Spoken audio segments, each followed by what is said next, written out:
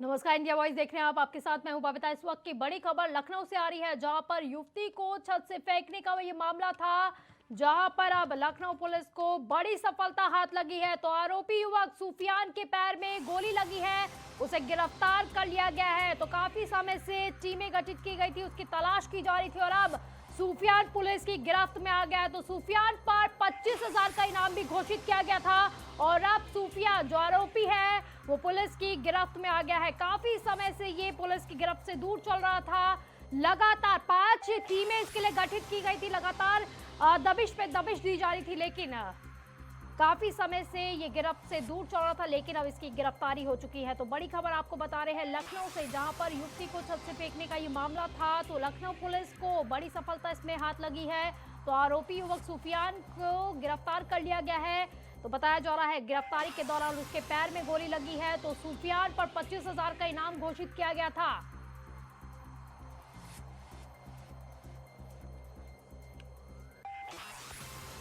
तो वहीं लव जिहाद का ये मामला था, लखनऊ से ये मामला आया था, जिसके बाद युवक ने युवती को छत से फेंक दिया था, 5 मंजिला से फेंका गया था।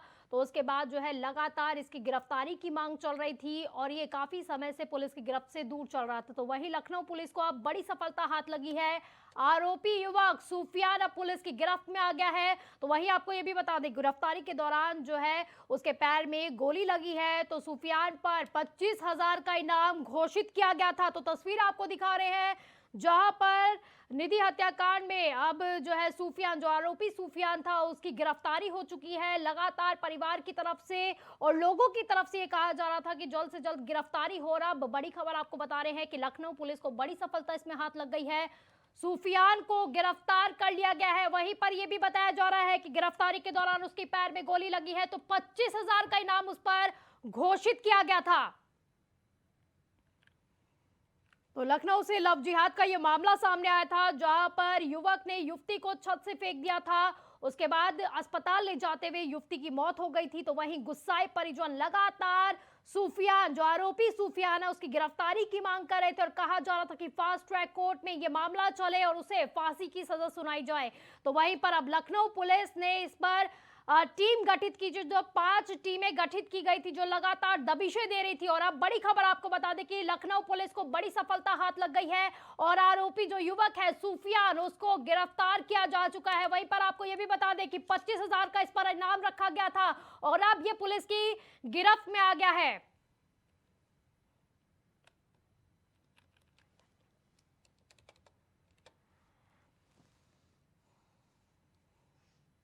तो लव जिहाद का ये मामला सामने आया था लखनऊ से, जहां पर प्रेमी युवक ने युवती को छत से फेंक दिया था। तो वहीं लगातार उसकी मौत के बाद ये मांग उठ रही थी कि फास्ट ट्रैक कोर्ट में यह मामला चले, पहले उसकी गिरफ्तारी हो और उसके बाद फास्ट ट्रैक कोर्ट में ये मामला चलाया जाए और उसके बाद उसे फांसी की सजा हो। तो काफी गुस्साए परिजन जो है ये मांग कर रहे थे, मांग उठा रहे थे। और अब वहीं पर आपको बड़ी खबर ये बता दें कि लखनऊ पुलिस ने जो है उसे गिरफ्तार कर लिया है। इसी दौरान उसके पैर में गोली भी लगी है, अस्पताल में भर्ती कराया गया है सुफियान को। तो वहीं आपको ये भी बता दें 25,000 का इनाम उस पर घोषित किया गया था इस दौरान।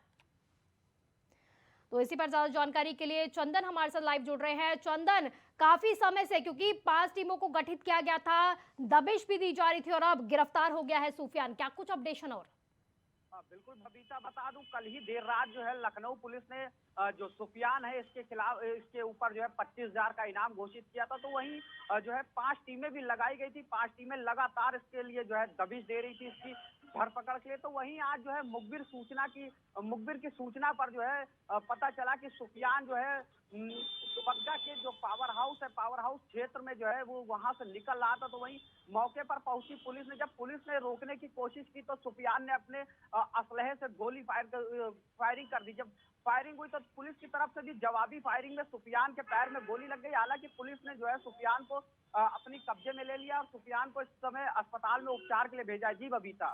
जी चंदन, जानना चाहेंगे कि लखनऊ पुलिस ने उसे कहां से गिरफ्तार किया था? लखनऊ पुलिस ने जो है दुबग्गा थाना क्षेत्र के अंतर्गत जो है IIM रोड पर पावर हाउस चौराहा है, पावर हाउस चौराहे के पास उसे देखा था, मुखबिर ने देखा था। मुखबिर ने पुलिस को सूचना दी और सूचना पर पहुंची पुलिस ने जब रोकने की कोशिश की तो सुफियान ने निकालकर अपनी पिस्टल से फायरिंग करने लगा। जब पिस्टल से फायरिंग करा तो पुलिस ने भी जवाबी कार्रवाई करी। इसमें जो है सुफियान के पैर में उसके गोली लग पैर गई। में गोली जा लगी। तो चंदन ये भी जानना चाहेंगे क्योंकि जो असलहा उसके पास था, क्या किसी ने उसकी मदद की थी, किसी ने उसे पिस्टल दी थी? वो पिस्टल के बारे में क्या कुछ जानकारी है आपके पास?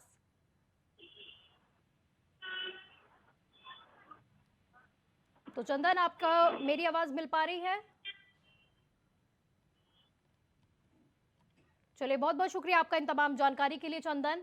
तो लखनऊ से आपको इस वक्त की बड़ी खबर बता रहे हैं। युवती को छत से फेंकने का ये मामला था, लव जिहाद का ये मामला था, जिसमें एक प्रेमी युवक ने युवती को छत से फेंक दिया। तो वही बताया जा रहा था, लगातार आरोपी सुफियान युवती को काफी समय से परेशान कर रहा था, उस पर दबाव बना रहा था शादी का, और जब युवती ने उसको मना किया तो उसने उसे छत से फेंक दिया। तो लगातार गुस्साए जो परिजन है और गुस्साए जो लोग थे वो यही मांग कर रहे थे कि जल्द से जल्द उसकी गिरफ्तारी हो। तो इसी बीच आपको बड़ी खबर बता रहे हैं, लखनऊ पुलिस को बड़ी सफलता हाथ लग गई है। आरोपी युवक जो सुफियान था, जो काफी समय से पुलिस की गिरफ्त से दूर चल रहा था, उसे गिरफ्तार कर लिया गया है। वहीं आपको यह भी बता दें, जिस तरह से चंदन हमारे संवाददाता ने बताया कि जब उन्हें गिरफ्तार करने के लिए पुलिस पहुंची तो उन्होंने उन पर फायरिंग शुरू कर दी, और जब जवाबी कार्रवाई में पुलिस ने उस पर फायरिंग की तो उसके पैर में गोली जा लगी। हालांकि अभी उसका अस्पताल में इलाज चल रहा है, लेकिन अभी पूछताछ बाकी है, जांच भी की जाएगी। वही सुफियान पर 25,000 का इनाम भी रखा गया था और अगले दिन ही उसकी गिरफ्तारी हो गई थी। तो मुखबिर की सूचना पर उसकी गिरफ्तारी हुई है, तो आरोपी को पुलिस ने अब गिरफ्तार कर लिया है। वहीं अब आगे की कार्रवाई की जाएगी। वहीं अब जानने वाली बात यह होगी, क्योंकि परिजन लगातार फास्ट ट्रैक कोर्ट की मांग कर रहे हैं, फांसी की मांग कर रहे हैं, और अब आगे क्या कुछ होने वाला है।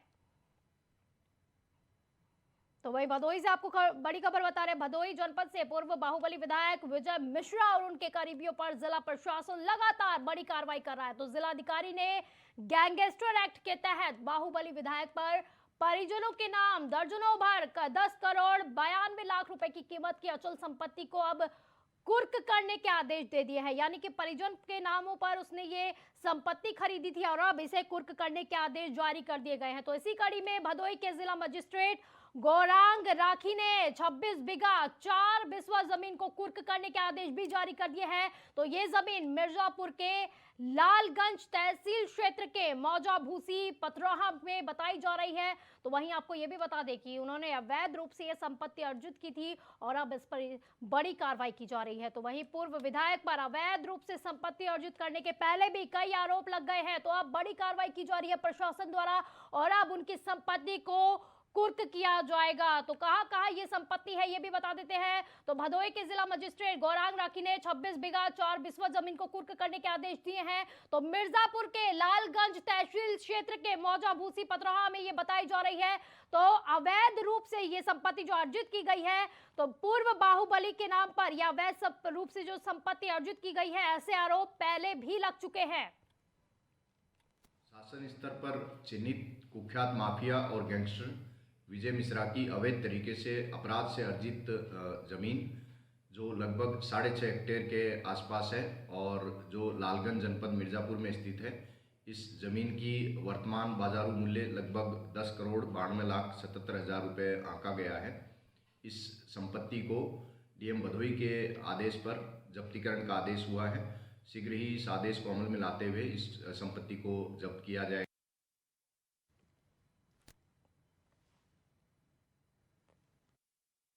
तो भदोही से आपको ये खबर बता रहे हैं, जहां पर पूर्व बाहुबली विधायक विजय मिश्रा की अब जो है मुसीबतें और ज्यादा बढ़ने वाली है। तो उनके करीबियों पर अब जिला प्रशासन लगातार बड़ी कार्रवाई कर रहा है। तो अब उनकी संपत्ति को कुर्क किया जाएगा। इसी पर ज्यादा जानकारी के लिए हमारे संवाददाता चंद्र बालक हमारे साथ जुड़ गए हैं। चंद्र, क्या है पूरी खबर आपके पास, इसको लेकर क्या कुछ अपडेशन है?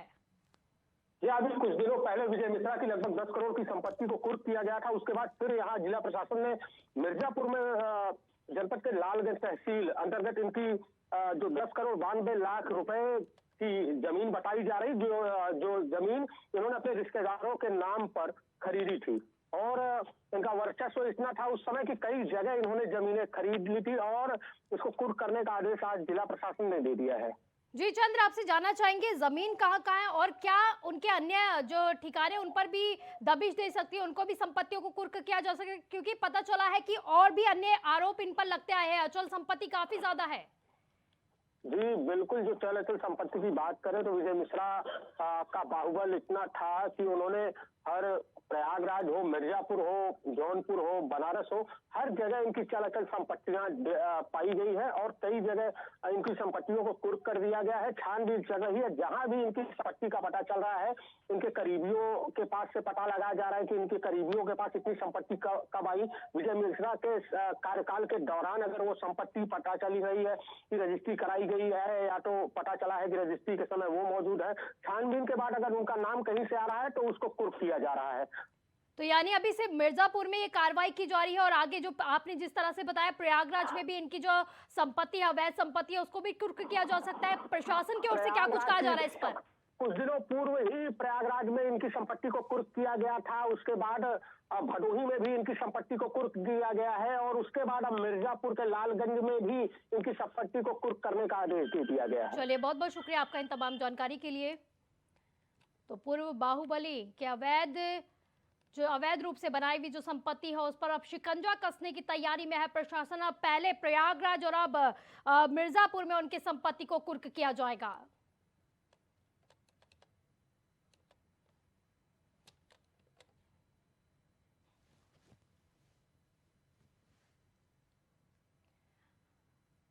तो वहीं भारत जोड़ो यात्रा के मध्य प्रदेश आने से पहले ही राहुल गांधी के नाम से धमकी भरी चिट्ठी मिलने से अब हड़कंप मच गया है। तो चिट्ठी में कांग्रेस नेता को बम से उड़ाने की धमकी मिली है। तो इंदौर पुलिस अब इस पूरे मामले की जांच में जुट गई है। वहीं आपको ये भी बता दें कि बम से उड़ाने का एक पत्र इंदौर में मिला है। धमकी भरा पत्र एक मिठाई की दुकान के बाहर एक अज्ञात शख्स को मिला है। तो पुलिस आसपास लगे सीसीटीवी फुटेज की अब छानबीन कर रही है।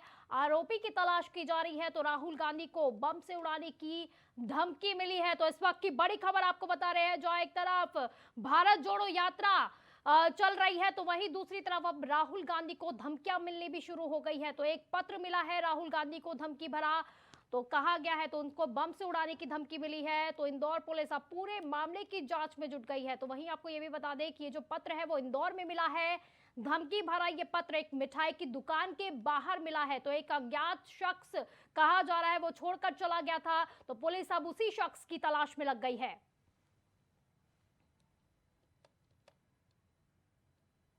थाना जूनी क्षेत्र में एक व्यावसायिक प्रतिष्ठान पर कल शाम को एक धमकी भरा पत्र प्राप्त हुआ है, जिस पर उन्होंने रिपोर्ट की है और उस पर जो है थाना जूनी का एक मुकदमा कायम हुआ है। पुलिस जो है उस पर बहुत गंभीरता से और बहुत संवेदनशीलता के साथ उस पर कार्रवाई कर रही है। पत्र की सत्यता की भी तस्दीक और जांच की जा रही है। इसके अलावा जो है उससे रिलेटेड जो विवेचनाएं हैं उसमें हमारी टीमें रवाना हो चुकी हैं उस इन्वेस्टिगेशन के लिए। बाकी जो आगे तथ्य मिलेंगे उस पर आपको फिर भविष्य में अवगत कराया जाए। थाना जूनी। तो खबर बहराइच से है, जहां पर बहराइच के चिलवरिया बाजार निवासी युवती के साथ एक तांत्रिक ने बीती 4 नवंबर को इलाज के बहाने दुष्कर्म किया है, जिसके बाद बहराइच पुलिस ने एफआईआर दर्ज कर अब कार्रवाई की बात कही थी। तो लेकिन बुधवार को रेप पीड़िता युवती की इलाज के दौरान मौत हो गई है लखनऊ में। तो आपको ये भी बता दें कि अभी भी आरोपी पुलिस की गिरफ्त से दूर है।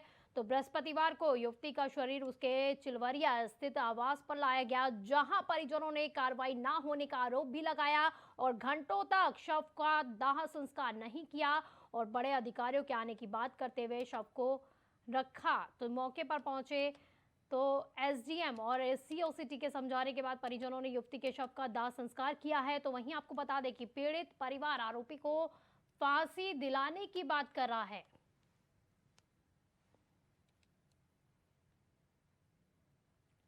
हम लोग को नाश्ता दे दिया था कि हम लोग केवल छटपटाए, बोल नहीं पाए। मेरी बिटिया का रेप किया, उसके बाद में उसको दारू पिला में रेप किया। फिर जब हम कहें, जब हमें होश आया कि मैं अभी अपने बच्चों को बुला रही हूँ, तुझे अभी मैं यहाँ पर कटवा दूंगी, तो तुरंत उसके शरीर में हाथ डाल करके सब फाड़ फूड़ कर सब खुलवा करके रखा था कि बंद मत करना, नहीं भूत बिहार कैसे जाएगा। और तुरंत बाबू भाग गया, चला गया। फिर उसी टाइम से मेरी बिटिया खून जारी हो गया, सब पूरा सब चिल्लाने रोने, पूरा घर द्वार सब छीछा लेदर। हम लोगों प्रकरण ये है कि ये घटना की जो आप बात कर रहे हैं वो 4 तारीख की है। उसके बाद ही इस घटना के विरुद्ध जो एफआईआर लिखाई गई थी कोतवाली देहात थाने में। और जो पीड़िता की जो मृत्यु हुई है वो कल सुबह हुई ये घटना हुई है। और अभी जो परिवार की डिमांडें हैं, परिवार बहुत ही ज़्यादा शुभ है। और क्योंकि परिवार की जैसी हालत देखी गई, घर की हालत देखी गई, परिवार की हालत देखी गई, वो बहुत ही गरीब एक बैकग्राउंड से आते हैं। तो उनके जितनी भी हो सके क्या कहते हैं, प्रशासन से जितनी मदद की जा सकती है वो हमारी तरफ से की जाएगी। और साथ में पुलिस की तरफ से भी आश्वासन दिया गया। ये जो घटना चिलौरिया की हुई है, इस संबंध में पीड़ित परिवार से जो हम लोगों को तहरीर मिली थी, तत्काल जो भी धारा बनती थी तत्काल अभियोग पंजीकृत कर लिया गया था। और पीड़िता का बयान भी दर्ज करके जो अभिलेखित साक्ष्य हैं सबको विवेचना में शामिल किया गया है। अभियुक्त चूँकि उसी दिन से फरार है, तो माननीय न्यायालय द्वारा गैर जमानती वारंट भी हम लोग द्वारा जारी करा लिया गया है। और हम लोग अविलंब यथाशीघ्र उसकी गिरफ्तारी कर संबंधित धाराओं में चार्जशीट लगाकर माननीय न्यायालय से अनुरोध करेंगे कि अधिक से अधिक सजा कराई जाए। इसमें ये तो बहुत दुखद घटना है और बहुत जघन्य अपराध है। हमारे एसडीएम साहब से और सीओ साहब से बात हुई है और सभी ने आश्वासन दिया है कि जो पुलिस प्रशासन द्वारा जो भी मुआवजा दिया जाएगा वो मुआवजा दिया जाएगा। जो इनका भाई है छोटा, उसको जो है सरकारी नौकरी दी जाएगी और जो अपराधी है उसको जल्द से जल्द गिरफ्तार किया जाएगा और उनको जो है न्यायालय को सुपुर्द किया जाएगा और कड़ी से कड़ी सजा दी जाएगी। न्यायिक प्रक्रिया। तो इसी पर ज्यादा जानकारी के लिए हमारे संवाददाता मनीष हमारे साथ जुड़ गए हैं। मनीष, क्या कुछ अपडेशन है आपके पास, कहां तक पुलिस की कार्रवाई पहुंची है? क्योंकि एक तरफ विकास तो दूसरी तरफ ये अंधविश्वास के चलते ऐसे मामले सामने आते हैं। जी बिल्कुल, जैसे कि तराई का क्षेत्र है जनपद बहराइच, तो यहाँ पे काफी ऐसे मामले सामने आए हैं। कई मामले तो प्रकाश में आते ही नहीं हैं, लेकिन ये युवती बताई जा रही है, युवती को टीबी की बीमारी थी जिसका इलाज के लिए वहाँ बाबा के पास झाड़ फूक के लिए गई थी, जहाँ पे बाबा ने उसको दुष्कर्म किया और उसके आंतरिक अंगों में काफी चोट पहुंचाई, जिसके कारण उसको लखनऊ वहाँ उसका इलाज चल रहा था और उसकी मौत थी। शासन पूरी तरह से बाबा को ढूंढने के लिए प्रयास कर रहे हैं, लेकिन अभी तक बाबा मिले नहीं है, उनके प्रयास जारी है ढूंढने की। जी मनीष, क्या तांत्रिक जिस पर आरोप लगे हैं, क्या उसने पहले भी कई बीमारियों को ठीक किया है? किस तरह से महिला उसके पास पहुंची? परिवारजन का क्या कुछ कहना है इस पर? नहीं, देखिए, इसमें ये मामला सामने आया है क्योंकि तांत्रिक काफी समय से वहां रह रहा था और वो वहां पे काफी झाड़ फूक करके छोटी मोटी जैसे बीमारियों को दूर कर देता था। तो उसी के चक्कर में ये पड़ के वहां पे तांत्रिक के ऊपर पहुंचे टीबी की बीमारी दूर करने के लिए, लेकिन इसके दुष्कर्म की घटना सामने आ गई। जी, तो पुलिस की कार्रवाई कहां तक पहुंची? क्योंकि पुलिस पर भी लापरवाही के काफी आरोप लगाए जा रहे हैं परिवारजन द्वारा। जी, पहले तो 4 नवंबर को ये घटना हुई थी। 4 नवंबर के बाद जब पुलिस प्रशासन के भैया प्रार्थना पत्र के गया तो काफी पुलिस ने हिला हवाली की, जल्दी दर्ज नहीं की जा रही। उसके बाद काफी दबाव के कारण इन्होंने एफआईआर दर्ज की और आरोपी की तलाश जारी की, लेकिन उसकी मौत के बाद काफी मामला बिगड़ गया, जिसके कारण बाबा जो है फरार हो गया। बाबा की तलाश अभी जारी है, बाबा अभी मिले नहीं है। प्रशासन का यह कहना है कि हम पूरी तत्परता से बाबा की तलाश कर रहे हैं और जल्द ही उनको सलाखों के पीछे पहुंचाने का काम तो करेंगे। क्या अभी तक कोई सबूत मिल पाए हैं बाबा के खिलाफ अभी तक? जी नहीं, अभी कोई सबूत नहीं है क्योंकि अभी तक पुलिस प्रशासन से कोई औपचारिक बयान आया नहीं है। क्योंकि वहां पे मुलाकात करने के लिए बात हुई थी तो वहां पर भी बताया कि बाबा की तलाश जारी है, लेकिन अभी तक कोई भी पुख्ता की तरफ से बयान नहीं आया है। चलिए, बहुत बहुत शुक्रिया मनीष आपका इन तमाम जानकारी के लिए। तो वहीं उत्तर प्रदेश के संभल जिले में भ्रष्टाचार के आरोपों से घिरे चंदोसी तहसील के एसडीएम राजपाल सिंह ने अपनी हत्या की आशंका जताई है। तो इस संबंध में उन्होंने सोशल मीडिया पर भी एक वीडियो जारी कर दिया है, जिसमें उन्होंने 2 प्रॉपर्टी डीलर्स पर यह आरोप लगाया है कि उन्हें जान का खतरा है इनसे। तो फिलहाल एसडीएम ने इस मामले में कोतवाली में तहरीर भी दे दी है और आरोपी प्रॉपर्टी डीलर्स ने मुख्यमंत्री को पत्र भेजकर एसडीएम के खिलाफ भ्रष्टाचार की शिकायत भी की थी। डीएम के निर्देश पर एसडीएम के खिलाफ भ्रष्टाचार मामले की अब जांच चल रही है।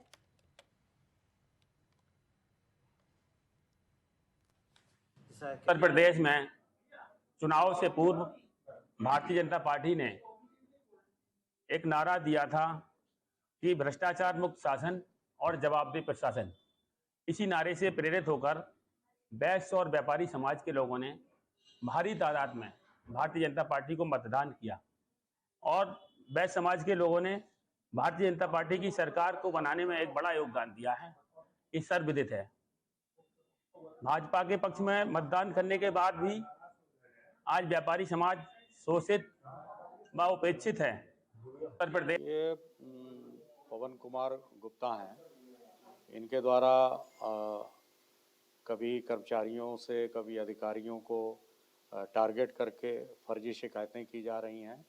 उसमें हमारे दानवीर लेखपाल पर भी आरोप लगाया कि उसके द्वारा पैसे मांगे जा रहे हैं, जबकि कोई ऐसा प्रूफ नहीं है, और उस पर दबाव बनाकर कार्य करवाने के लिए और इस तरह के अनर्गल उन पर भी और हमारे ऊपर भी ये आरोप लगाए गए हैं, जिसमें प्रेस के माध्यम से भी उन्होंने मेरे खिलाफ जो भी आरोप लगाए हैं वो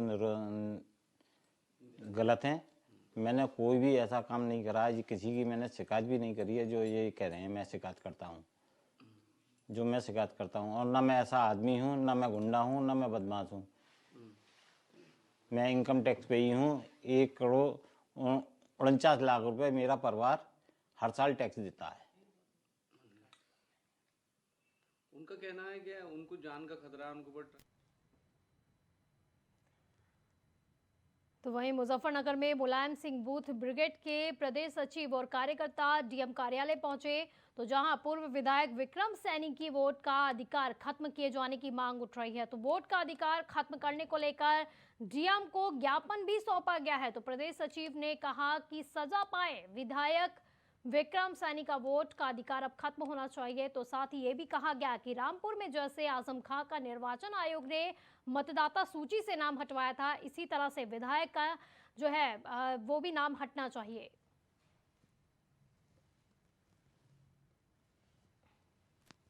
अभी रामपुर के विधायक समाजवादी पार्टी के वरिष्ठ नेता आजम खान साहब की भी सदस्यता रद्द हुई है, और जब वहां पर उनकी शिकायत की गई थी कि उनका वोटर लिस्ट से वो नाम हटाया जाए, वो तत्काल नाम वोटर लिस्ट से उनका हटा दिया गया है। तो हमारी मांगे जिस तरीके से यहाँ पर विधानसभा अध्यक्ष जी ने और चुनाव आयोग ने इनके विक्रम सैनी की सदस्यता रद्द करने का काम किया है, उसी प्रकार उनका भी नाम वोटर लिस्ट से हटाया जाए, ताकि आम जन का विश्वास कानून में बना रहे कि कानून सबके लिए बराबर है, चाहे वो समाजवादी पार्टी हो या भारतीय जनता पार्टी। अभी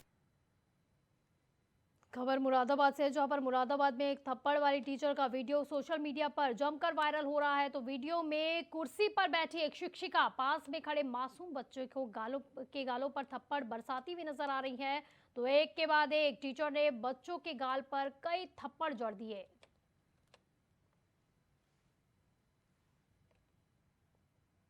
तो मुरादाबाद से ये तस्वीरें हैं जहां पर एक टीचर लगातार मासूम बच्चों को थप्पड़ मारते हुए दिखाई दे रही है। अब सोशल मीडिया पर भी ये वीडियो काफी ज्यादा वायरल हो रहा है। तो वहीं सभी लोग शिक्षिका की काफी निंदा करते हुए भी नजर आ रहे हैं।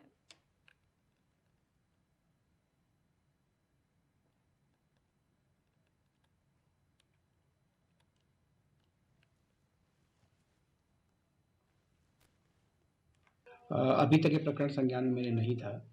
आपके माध्यम से ही ये प्रकरण मेरे संज्ञान में आया है। जैसा कि वीडियो में मुझे दिखाई पड़ रहा है कि बच्चों से कुछ काम कराया जा रहा है और साथ में कुछ बच्चों को अध्यापिका हैं उनके द्वारा कुछ पीटा भी गया है। निश्चित रूप से किसी भी बच्चे की पिटाई नहीं की जा सकती है, निश्चित रूप से ये गलत है। साथ ही जो काम कराया जा रहा है अगर वो बाल श्रम की श्रेणी में नहीं है तो उसको मतलब कराया जा सकता है। अगर वो बाल श्रम की श्रेणी में है तो ऐसा कोई काम नहीं कराया जाना चाहिए। तो दोनों चीज़ों की जांच मैं करवाऊंगा, जो कि प्रकरण मेरे अभी संज्ञान में आया है। बुलेटिन में फिलहाल के लिए बस इतना ही। आप देखते रहिए इंडिया वॉइस। नमस्कार।